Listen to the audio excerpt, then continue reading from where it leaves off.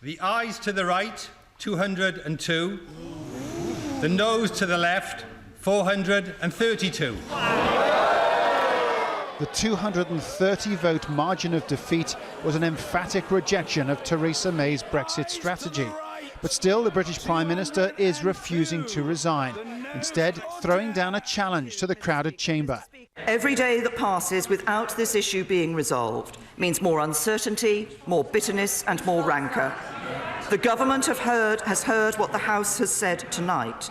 But I ask members on all sides of the House to listen to the British people who want this issue settled and to work with the government to do just that. The opposition Labour Party reacted furiously, and after weeks of hesitation on the timing, the Labour leader finally launched his bid to oust her. She cannot seriously believe that after 2 years of failure, she is capable of negotiating a good deal for the people of this country. The most important issue facing us is that the government has lost the confidence of this House and this country. I therefore, Mr. Speaker, inform you I have now tabled a motion of no confidence in this government. That motion will be debated later on Wednesday, though the indications are that she will win that vote.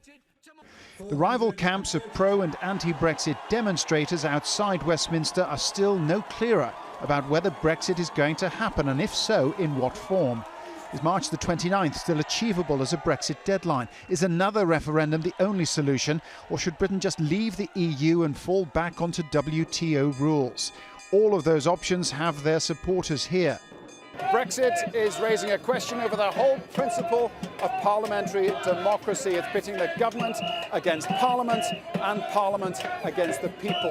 What was initially a binary in-out question has now given rise to a whole kaleidoscope of complex options and uncertain outcomes.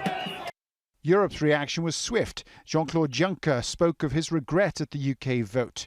The risk of a disorderly withdrawal of the United Kingdom has increased with this evening's vote, he said. I urge the United Kingdom to clarify its intentions as soon as possible. Time is almost up. The EU's been very, very clear it is not going to reopen negotiations, and even if it did, it will not get rid of the backstop, which is the main thing that this place doesn't like.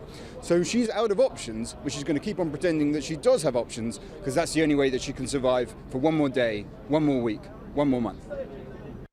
Theresa May had warned MPs they faced a choice between her deal, no deal, or no Brexit. The options have just narrowed by one. Paul Brennan, Al Jazeera, Westminster.